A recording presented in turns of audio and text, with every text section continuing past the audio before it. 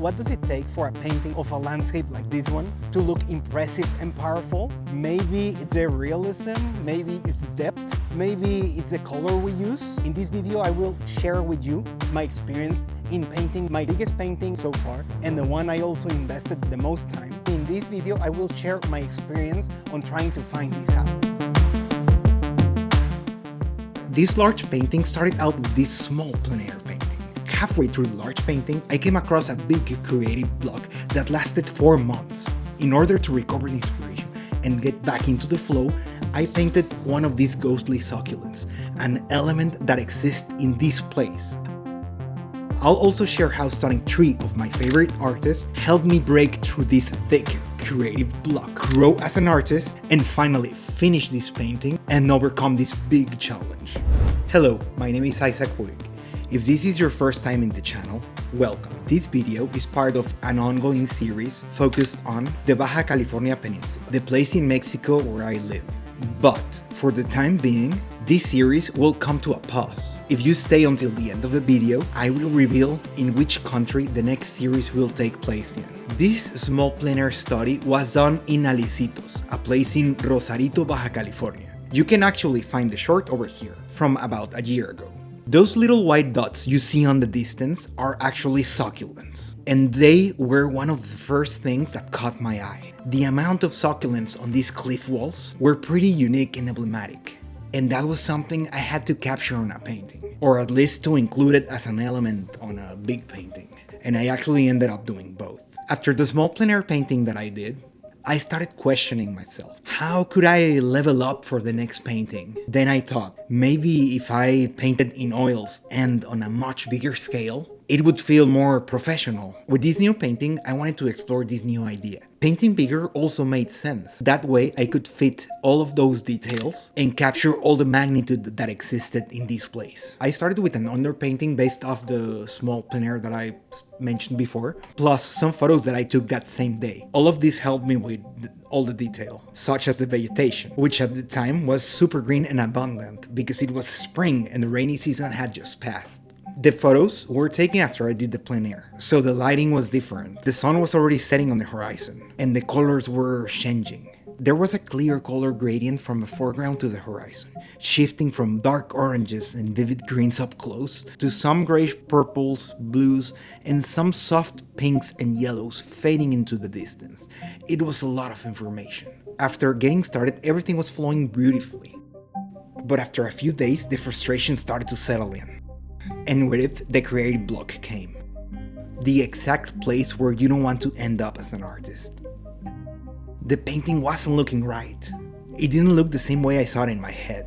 It didn't portray the sense of scale and depth that I had imagined and wanted to bring into the piece. I had the right colors, or at least that's what I thought. But my instinct told me otherwise. I had to take this painting on another direction. Usually, when I get frustrated, I try to stop and leave the painting for another time or another day. I let it sit, I think about some edits, and I come back to it after a while. But with this one, it took a lot longer. First, it was a few days, then months. And those months eventually turned into a year.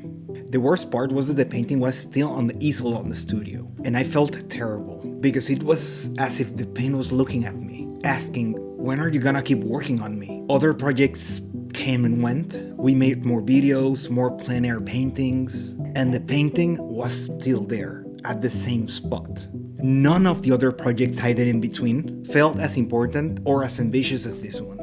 Every time I look at it, I kept thinking, what could I do? Where could I take the painting? What could I add? And I kept asking myself, how could I stop procrastinating and take this painting back on? As time went on, the painting started to feel more and more as a burden because I didn't really know how to come back to it. Then, after about a year had passed, a group of friends invited me to take part on a group exhibition where each artist would bring one painting. There were around 10 of us, and the event was gonna take place at a cafe. And by coincidence, the maximum allowed size for the exhibition was 24 inches or 60 centimeters, the exact size of my painting. That was it. This was the push I needed to finally continue this piece. Over those months, I had kept practicing and painting a lot, and I really felt that I had grown as an artist. All of these new experiences became new tools at my disposal. To regain the flow and build momentum, I decided to paint one of the succulents that grow in this place. And not only that, for the event, we were also asked to bring stickers along with our artwork. So I used this succulent painting to create some stickers. And of course, the painting itself was up for sale. Aside from all the practice that I had gained throughout these months, I find it also really important to study and analyze other artists. Among the artists I looked for learning and improving, there are three that stand out: Jose Maria Velasco, Kazuo Oga, and James Gurney. Jose Maria Velasco, Mexican landscape painter from the 19th century. Many people in Mexico know his work, and he's probably the most famous landscape painter in Mexican history. His paintings are huge, like massive, and they are filled with an incredible, almost scientific level of detail. What I really love about his work is that it speaks of another time, a time that no longer exists. His paintings transport you to the past, a past that is long gone, but that we can still revisit through his art. The downside about this level of detail is that emotion can start to feel a little bit stale. What I took from him and used in my painting was adding a lot of detail in the foreground. In this case, foreground detail told you a lot about what you would find on the middle ground and also on the background. And it really helps to set up the scale of the scene. We don't really see the plants back there because it would be impossible to paint all of them. But by simplifying, we create the illusion of what's there instead of showing everything. I studied his work by analyzing large-scale photos I took at the Munal Museum in Mexico City, along with reading about what makes his paintings unique.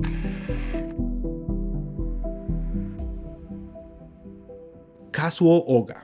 He's a famous Japanese anime background painter. He's been doing this for a while. You might not know him by his name, but I'm pretty sure you've seen his work. He's been part of Studio Ghibli for decades, and he's one of the most famous background painters there. And honestly, I'd even say he's the best in all of Japan.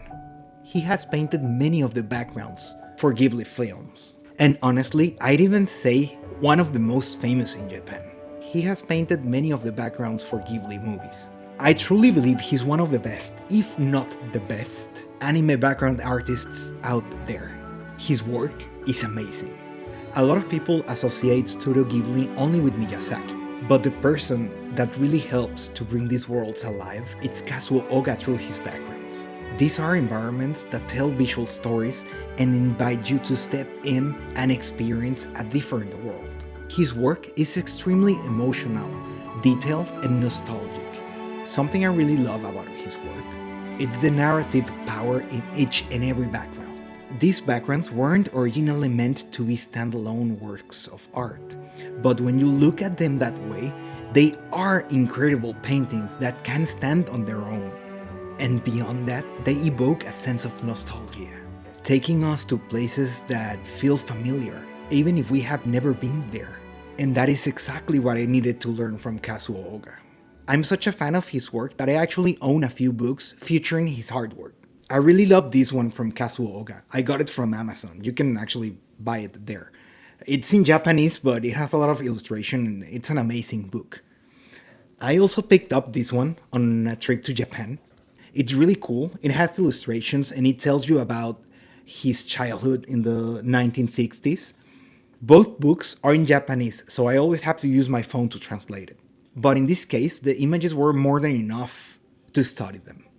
In conclusion, what I learned and applied from Kazuo Oga is how to use a sequence of elements to build a strong visual narrative that evokes a specific feeling. For example, if you were to visit Alicitos in real life, you'd notice that some elements in the paintings have changed, shifted, stretched, or moved. Even the islands, for instance, were adjusted, along with some of the colors. All of this was done with the main goal of transferring the same sense of nostalgia that Kazuo Oga's work gives me. That's the feeling that I wanted to pass on to the viewer. And finally, James Gurney. He's an American artist and author, best known for his Dinotopia book series, as well as for his multiple instructional books, which in my opinion are some of the best resources for studying color and imaginative subjects.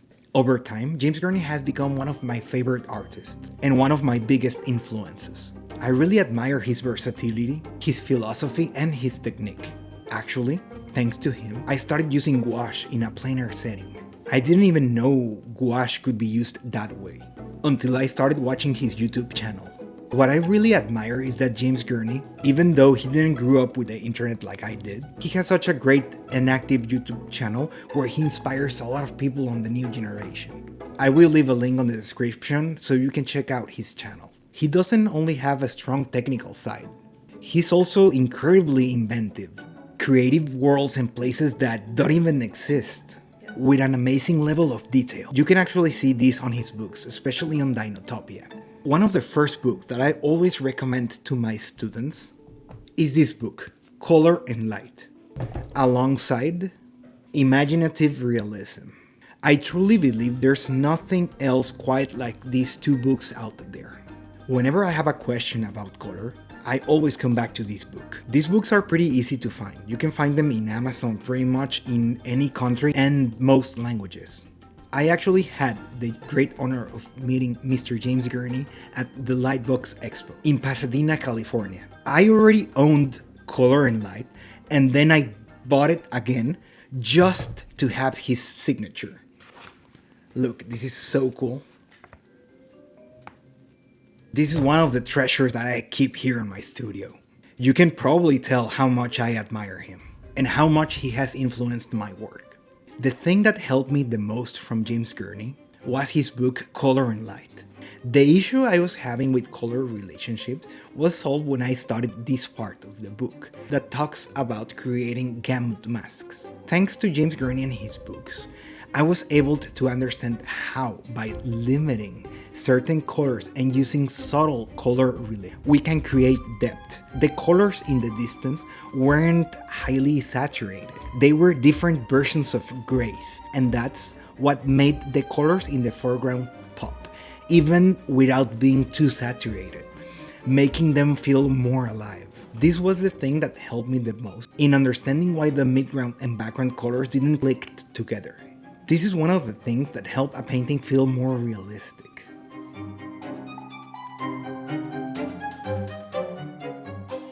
If you'd like to learn more about these artists like James Gurney or Kazuo Oga, and about other books in my collection, let me know in the comments down below. And if you would like to hear about more artists, make sure to subscribe. I'm always talking about different artists in this channel. So what do these three artists have in common? What did I learn from them? And how did they help my art evolve? Beyond these elements, there is something more difficult to explain with words, an essence communicated through the visual language that invites you, through a painting, to experience a different world, maybe a place that once existed, one that exists today, or one that might exist in the future, or perhaps a place or a feeling that we have already experienced, but we forgot about. Studying and analyzing these three artists gave me tools that I didn't have before, and those tools were the key to break the creative block. A lot of people think that creative blocks come from a lack of creativity, but in my experience and in my humble opinion, they can be overcome with practice and discipline by showing up every day. And it's only when we push through those creative blocks that we truly grow as artists. Technique equals practice. Practice equals discipline. Discipline equals show up and practice every day. This doesn't apply only to art. It applies to everything we want to master. Consistency is far more important than talent. And in the end, talent is often fleeting and even illusory. There isn't a single answer to what makes a painting feel massive and magnificent. Size, composition, and narrative, all of these are elements that create presence when they are used well. Of course, if the painting is the size of a wall, that helps. But that alone isn't what makes it great or unforgettable. Only a masterpiece truly reaches your soul and stays with you. It becomes permanent. A landscape feels powerful, not because of what it represents, but because of what it awakens within you.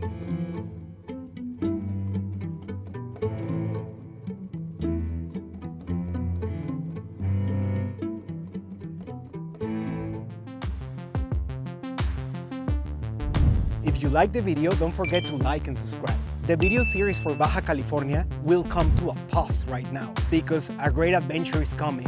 On the other side of the Pacific Ocean, there's a country that I'm pretty sure you've heard of, Japan.